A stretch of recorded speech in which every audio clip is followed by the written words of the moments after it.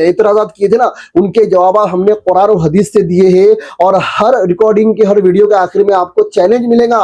क़यामत तक तबलीग के दुश्मनों को चैलेंज है, हमारे जवाब का जवाब बनाकर दिखाए। हामिदों व मुसल्लियों व मुसल्लिमा, 2026 मार्च एंड में मौलाना साद साहब ने मरकज़ निज़ामुद्दीन में फजर के बाद एक बयान किया, जिसकी रिकॉर्डिंग मेरे पास पहुंची, जिसमें मौलाना साद साहब ने ये जुमला कहा, आपको मेरी बात पर हैरत होगी कि मिंबर से, मस्जिद के मिंबर से अगर कोई अम्र बिल मारूफ और नहीं अनिल मुनकर कर रहा है तो उससे भी उसका दावत का फरीज़ा अदा नहीं होगा। हैरत होगी, मैं आपसे यहाँ तक आपसे अर्ज कर देता हूँ कि मिंबर से अगर कोई आदमी मिंबर से मारूफ नहीं मुनकर कर रहा है, इससे भी दावत का फरीज़ा अदा नहीं होगा। अगर आप मिंबर से मारूफ कर रहे हैं, मुनकर कर रहे हैं, इससे आपके जिम्मे से अमल मारूफ नहीं मुनकर का फरीज़ा अदा नहीं हुआ।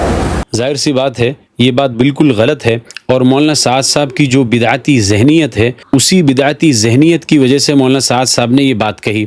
मैंने इस पर एक वीडियो रिकॉर्ड कराया और इसका रद्द किया, तो मेरे उस वीडियो पर मुफ्ती सालिम इशाअती ने कुछ एतराज़ात किए। वैसे तो ये शख्स मुफ्ती सालिम इशाअती इस लायक नहीं है कि मैं इसका जवाब दूँ, कोई इल्मी इश्काल होगा तभी तो जवाब भी दिया जाएगा, लेकिन इस शख्स का वीडियो सिर्फ धमकियों, लानतान और जहालत से भरा हुआ था। मैं नहीं चाहता था कि इसका जवाब दूँ, लेकिन कुछ लोगों ने इसरार किया कि जवाब न देने की सूरत में कुछ लोग गलतफहमी का शिकार हो जाएंगे, इस वजह से मैं मुख्तसरन इसका जवाब दे देता हूँ। खैर, पहले मौलाना साद साहब की वो क्लिप सुनिए जिस पर असल मैंने इश्काल किया था और वीडियो रिकॉर्ड करवाया था, वो क्लिप सुनिए। हैरत होगी, मैं आपसे यहाँ तक आपसे अर्ज कर देता हूँ कि मिंबर से अगर कोई आदमी मिंबर से मारूफ नहीं मुनकर कर रहा है, इससे भी दावत का फरीज़ा अदा नहीं होगा। अगर आप मिंबर से मारूफ कर रहे हैं, मुनकर कर रहे हैं, इससे आपके जिम्मे से अमल मारूफ नहीं मुनकर का फरीज़ा अदा नहीं हुआ। मौलाना साद साहब यहाँ पर साफ साफ ये कह रहे हैं कि अगर कोई मिंबर से, मस्जिद के मिंबर से अम्र बिल मारूफ और नहीं अनिल मुनकर करेगा तो उसकी दावत का फरीज़ा अदा नहीं होगा। अब ये मुफ्ती सालिम इशाअती, इसने मुझे जवाब देने के लिए वीडियो रिकॉर्ड करवाया, लेकिन इसको यही नहीं पता है कि मौलाना साद साहब का असल वो जुमला जिस पर मैंने इश्काल और एतराज़ किया था, वो जुमला क्या है। इसकी बात सुनो ज़रा। मौलाना साद साहब की एक ऑडियो चलाया, इसमें उसमें लिखा है, हज़रत जी मौलाना साद साहब बयान फरमाए, शायद वो उलमा इकराम के दरमियान बयान हुआ था। हज़रत ये फरमा रहे हैं कि मनसब इमामत से दावत और तबलीग का फरीज़ा अदा नहीं हो सकता। बार बार इसमें क्लिपिंग करके क्या किया, उसको चलाया। इसकी वजूहात भी थी, हज़रत ने उसका एक्सप्लेन किया है, लेकिन ये झूठा, ये मुनाफिक। इस अल्लाह के बंदे को ये भी नहीं मालूम कि मौलाना साद साहब ने उस बयान में कहा क्या था, बस मुंह उठाकर जवाब देने के लिए आ गए। वो जो बात जो चलाई जा रही है ना कि भाई मनसब इमामत से दावत और तबलीग का फरीज़ा अदा नहीं हो सकता, नहीं हो सकता।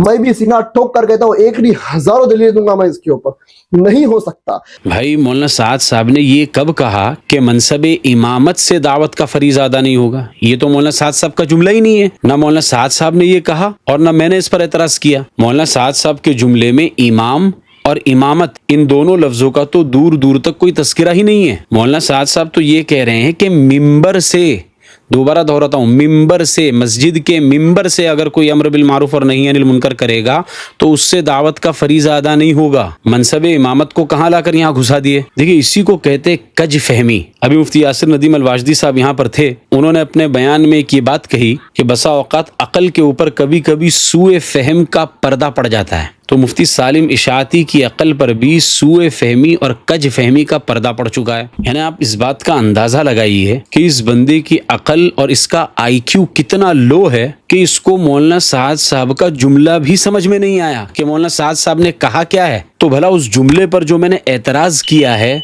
वो एतराज़ कैसे इस आदमी को समझ में आ जाएगा? और जब मेरा एतराज़ ही समझ में नहीं आएगा तो एतराज़ का जवाब क्या ये खाक देगा? फिर उस पर इसके दावे सुनो। एतराज़ात किए थे ना, उनके जवाब हमने कुरान और हदीस से दिए हैं। और हर रिकॉर्डिंग के हर वीडियो के आखिर में आपको चैलेंज मिलेगा। क़यामत तक तबलीग के दुश्मनों को चैलेंज है, हमारे जवाब का जवाब बनाकर दिखाए। देखो मुफ्ती सालिम इशाअती साहब, मेरे एतराज़ात का जवाब अगर आपको देना है तो होमवर्क ज़रा अच्छे से कीजिए, और होमवर्क करने के बाद कोई इल्मी इश्काल करो, इल्मी वीडियो बनाओ जो इस लायक भी हो कि अहले इल्म उसकी तरफ तवज्जो करे और उसका जवाब दें। अब आओ मुफ्ती सालिम इशाअती, मैं आपको सिखाता हूँ कि इल्मी एतराज़ करते कैसे हैं। अब क्या किया जाए, हमारा पाला ही ऐसे लो IQ वाले लोगों से पड़ा है कि इन लोगों को जो एतराज़ करना है وہ خود ہمیں سکھانا پڑتا ہے کہ اعتراض اس طرح کیا جاتا ہے. تو پہلے میں اعتراض بیان کرتا ہوں بطور دفع دخل مقدر کے، پھر اس کا جواب بھی آپ کو دوں گا، تو اس بات کو بھی اچھے سے سمجھ لو. یہ جو جملہ مولانا سعد صاحب نے کہا ہے کہ ممبر سے اگر کوئی امر بالمعروف اور نہی عن المنکر کرے تو اس کا بھی دعوت کا فریضہ ادا نہیں ہوگا، اس جملے کی اگر کوئی توجیہ پیش کرنے کی کوشش کرے، اور کچھ لوگوں نے کی بھی ہے، کہ مولانا سعد صاحب کے جملے کا مطلب یہ ہے کہ صرف ممبر سے دعوت کا فریضہ ادا نہیں ہوگا، یا صرف ممبر سے دعوت اور تبلیغ کا کامل فریضہ ادا نہیں ہوگا، اور ممبر کے علاوہ اس کو دوسری جو دعوت اور تبلیغ کی شکلیں ہیں ان شکلوں کو بھی انجام دینا پڑے گا، تب جا کر دعوت کا فریضہ ادا ہوگا. کوئی یہ توجیہ کر سکتا ہے؟ مثلا دعوت دینے کے لیے لوگوں کے گھروں پر جانا پڑے گا، درس و تدریس کرنا پڑے گا، خانقاہوں والا کام کرنا پڑے گا، اور بھی دعوت اور تبلیغ کی ادائیگی کی جتنی شکلیں ہیں، جتنے طریقے ہیں، ان سب کو جب کوئی ادا کرے گا تب جا کر دعوت اور تبلیغ کا کامل فریضہ ادا ہوگا، ورنہ کامل فریضہ ادا نہیں ہوگا، ناقص ادا ہو جائے گا.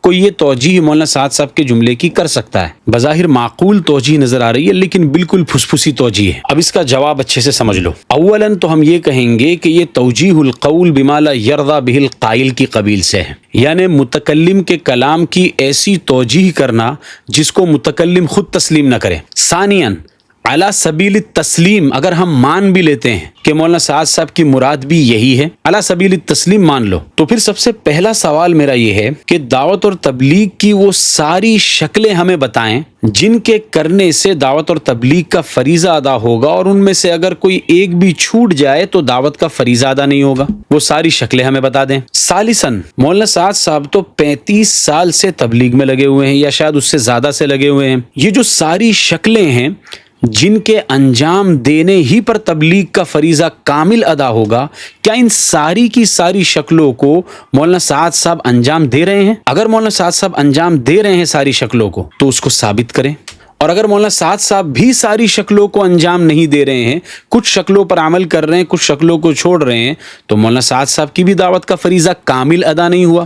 تو پھر دوسروں پر الزام کیوں ہے، ممبر والوں پر الزام کیوں ہے کہ ان کی دعوت کا فریضہ کامل ادا نہیں ہو رہا ہے؟ کامل تو مولانا سعد صاحب کی تبلیغ کا فریضہ بھی ادا نہیں ہو رہا ہے. پھر رابعاً وہ ساری شکلیں جن پر عمل کرنا ضروری ہے دعوت اور تبلیغ کے فریضے کے کامل ادا ہونے کے لیے، ان میں تو درس و تدریس بھی شامل ہوگا. درس و تدریس کو کیسے الگ کیا جائے گا؟ خانقاہوں والا کام بھی اس میں شامل ہوگا. تو تبلیغی جماعت میں لگے ہوئے جو کروڑوں لوگ جو دعوت اور تبلیغ کا کام کر رہے ہیں مروجہ طریقے سے، وہ تو درس و تدریس نہیں کر رہے ہیں، کر بھی نہیں سکتے. تب تو کامل دعوت اور تبلیغ کا فریضہ تو ان کروڑوں لوگوں کا بھی ادا نہیں ہو رہا ہے. جب کامل فریضہ ان کا بھی ادا نہیں ہو رہا ہے، اور کامل فریضہ ممبر سے امر بالمعروف اور نہی عن المنکر کرنے والوں کا بھی ادا نہیں ہو رہا ہے، تو ان پر اعتراض کیوں ہے اور ان پر اعتراض کیوں نہیں ہے؟ کہ اگر ممبر والوں سے یہ کہا جا رہا ہے کہ آپ بھی گھر گھر جا کر دعوت دو، اور مدارس والوں سے اگر یہ کہا جا رہا ہے کہ آپ بھی گھر گھر جا کر دعوت دو، تب جا کر آپ کی کامل دعوت اور تبلیغ کا فریضہ ادا ہوگا، تو جو لوگ گھر گھر جا کر دعوت دے رہے ہیں ان سے یہ کیوں نہیں کہا جا رہا ہے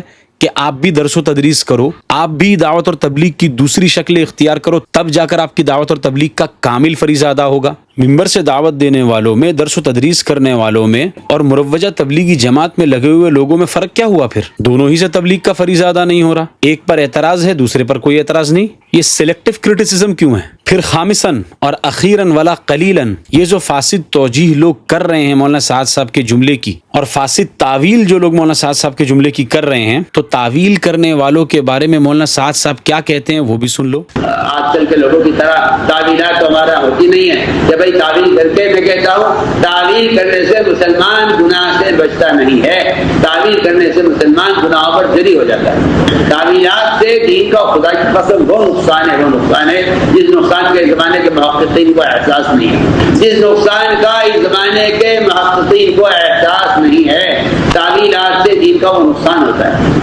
آپ دیکھیں گے دور صحابہ کی طرف آپ جائیے، تعویلات صفر ملیں گی آپ کو، وہاں کوئی تعویل نہیں ہوتی. مولانا کہہ رہے ہیں کہ تعویل، اور اگر پھر بھی آپ کو مولانا سعد صاحب کے جملے کی توجیہ اور تعویل یہ کرنا ہے تو اس کو قرآن اور سنت سے ثابت کرو. بھائی اگر آپ یہ چاہتے ہو کہ آپ جو توجیہ پیش کر رہے ہیں اس کو لوگ سمجھیں اور اس کو لوگ اپنائیں، تو اس پر قرآن اور سنت کا مہر تو لگاؤ، اپنے دعوے کو دلیل سے مزین تو کرو. صرف کہہ دینے سے اور دعویٰ کر دینے سے کام نہیں چلے گا. جب مرضی آئی تبلیغ کے مطلق حکم کو اٹھا کر مقید بنا دیا. آپ نے جو یہ تقیید مطلق کا عمل کیا ہے اس کو قرآن اور سنت سے ثابت کیجیے. ذالک ذکری للذاکرین، یہ نصیحت ہے نصیحت ماننے والوں کے لیے. ھذا وصلی اللہ علیہ وسلم.